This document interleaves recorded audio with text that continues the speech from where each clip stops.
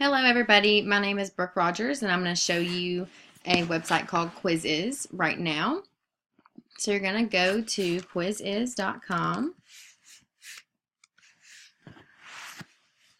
Now what this is, it's very similar to Kahoot if you've ever used Kahoot before. It is a quiz that you can use in your classroom and you have a couple of different ways you can use it, and I'm going to talk about both of those, or actually 3 different ways that you can use it in your classroom. If you want, say you're working on fractions and you want to find a quiz about fractions, you can either create a new quiz or find a quiz that someone else has made. So I'm going to type in fractions, and then a lot of different quizzes, so 48,000 have come up, and you can look through other quizzes that people have already made. Now you can get more specific with the quiz search if you would like. You can choose unit fractions, comparing fractions, equivalent fractions, whatever. So say you think you might want to use this one, you can click on it and look through and preview the questions. If you think this is something that you would like to use, you can do one of 2 things. You can go ahead and play it as is, or you can duplicate it, which I recommend because I like to check the time limits and the answers to make sure that they are correct. So if I duplicate the quiz, now I'm also going to see it in my quizzes over here on the sidebar. So I'm going to click there and just show you. Now it pops up here, and I can edit this quiz that someone else has made. So the time limits are a lot of times set to 30 seconds, and I would recommend increasing that time. What fraction is red? 1/4. Yes, that is correct. Just check and make sure they're correct and that you like the time limits. Once you go through and do all of that, you can also actually create a new question and add it. You can search from existing questions already. You can duplicate it. If you like that same question, it will add it again to the bottom. Or if I don't actually want to do that, I can cancel. And once the quiz is the way you like it, you hit Finish Quiz. And now you're ready to play with your class. So you have 2 options for playing with your class. You can do a live game or a homework game. I'm going to show you what both of those look like. A live game is going to be where you have everybody in your class playing at the same time. If you have one-to-one devices, this is ideal. If you don't, I have enough devices to get 2 and then 2 people on one device, and then I have like 2 groups with 3 people. So it works pretty well for us, and they can do a partner quiz. So I'm going to show you what a live game looks like. On the teacher end, this is what you have to do. There's a couple options that you have. You can require them to log in, which I don't normally do.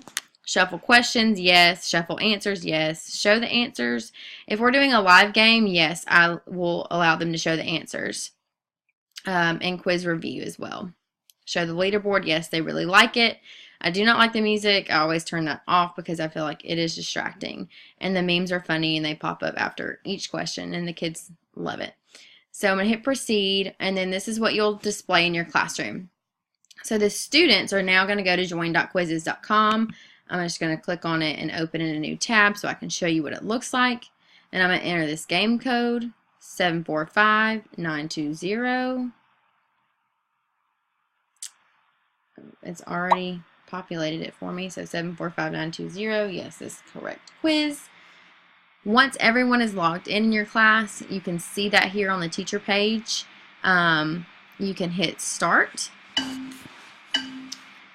And now I'm going to turn this music off because also, again, I think it is distracting. I'm going to mute that right there. And there's a live leaderboard, and it tells you who's in first place, the percent accuracy that your class as a whole has, which I really like. It's a great tool for evaluation. So this is the student side. What fraction of the rectangle is blue? So 2/6. And they're going to complete the entire quiz. So afterwards it shows up some funny memes, and they like to read them. It's cute. So 3/5. I'm going to go ahead and exit out just for the sake of time. So yes, I'm going to exit. After everyone in your class finishes, it's automatically going to finish the game. But if you have somebody that doesn't finish or has to leave the room or something like that, you can also end the game as a teacher. I'm going to end the game, and then it's going to show me who's in first place. Since I was the only one playing, obviously I am in first place. The kids love the live leaderboard. You can play again. At the end, you can look at the overview. You can see each question that the kids missed or got correctly. The toughest question, accuracy, all of these different things, which are awesome. You can review it with everybody, which what I usually do is if I see a lot of kids miss one question, I will review just those questions with everyone. So once I'm done, I'm going to go back home. Now I'm going to show you the other thing that you can do. So I'm going to go back to my quizzes and look at that same quiz again. Now I'm going to do a homework game. If you click on homework game, you can choose the due date. Say I want it next week, 6 days from now. You can also do the settings. Now for this time, for example, I could use this in my class as a quiz grade, or I can use it in centers, which I like to do a lot. I'm going to take the answers away. So that's already populated here. I think it knows my habits. So now I'm going to hit proceed.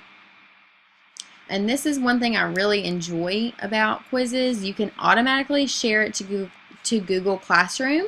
So I'm going to go ahead and click share to Google Classroom so everybody in my classes can see. I teach 2 math classes, so I'm going to choose both of those classes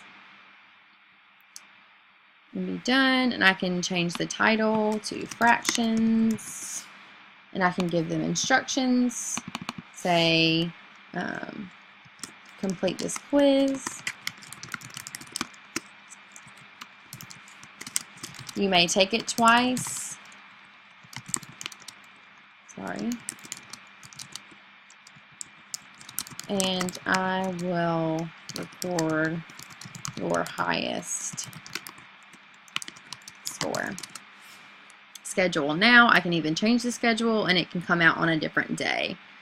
I'm going to click assign and it automatically will pop up in my students' Google Classroom, which is a feature that I really like about Quizizz. While this is going on, I'm just going to tell you that this is a completely free website. There is an app for it as well on iPads and tablets, and they can go through it directly through the app, or in Google Classroom it'll automatically take them to the website, and it's pretty easy, and they don't have to type in join.quizizz.com or anything like that. I'm going to show you the one other way that you can make a quiz. So if you don't want to find a quiz that someone else has created, you can click on create a new quiz. Say I want to do fractions review. English, yes. And Alabama State Standards are not on here, so I'm not going to click this. Hit save. Now, there are 2 ways I can do questions, or I can import questions or make my own questions. So you can type a new question, make it up here, or you can search existing questions. Say you're looking for fractions, and a lot of other quizzes pop up that you can click on, and you can steal questions that other people have already created and combine them from different quizzes to make your own. Now, what I have done in the past is I include only my quizzes. I'm going to do addition and subtraction to just show you. Now, I've done a few different addition ones. So say I want to choose some subtraction, I can add those. Some addition, I can add those. I knew I had a lot of those in there to show you a good example. So once you have created the amount of questions that you would like, say I want to add this one. Oh, here's a review. Add those equivalent fractions. I'm reviewing all of these things. Okay, so I'm going to close this. Make sure that my time limits are the same. Now, that's one good thing about using the questions that you've already have in your My Quizzes is if you've already checked to make sure the answers are correct and you've checked the time limits on everything, it's very beneficial and it saves you time in the long run. So I'm going to hit Finish Quiz, and this is a 3rd grade quiz, math, save. I have to click a topic. So we'll do early math, save. Now I can also share this with other people at my school. When you log in for the first time, it is going to give you an option to click your school, and I've done that. So those are your 2 options for using this in your classroom. Now, something that I have thought about trying but I have not tried yet is when the students sign up and they create their own account, they can go in and create their own quizzes. And I've thought about having my high students create quizzes for the rest of the class to take. So that's something that you could also do if that would interest you. There's some other things you can look at reports. So say I assigned, you can look at the back at every live game you've done. You can also look back at homework quizzes that you've assigned. So a month ago I assigned a homework for graphs, and I can look at all my students. I can see their accuracy. I can record their scores in the grade book if I wanted to take it for a grade. I can click on that student and see exactly what questions they missed. So it's a really good assessment tool. You can print it out, show their parents, anything like that. This is just different collections. You can do, fractions. I haven't really done a lot of this addition. Different things that you use a lot in your classroom. And you can also put in your own memes if you would like to go that far and play with it. That is completely up to you. So I hope that you enjoyed this. I hope you will think about using it in your classroom.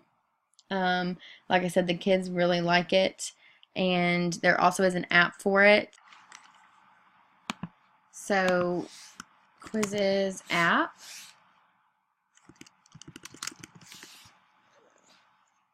This is what it looks like. And I'm going to show you in the App Store in case you would like to download it on iPads if you have iPads in your classroom. Student engagement for this is very high. They always love it. I usually do it on Fridays, and they look forward to it every week. So here's what it looks like. Here's the preview in the App Store. You can get it on Apple. You can also get it on Android devices. So again, thanks for listening. I hope you'll think about using this in your classroom.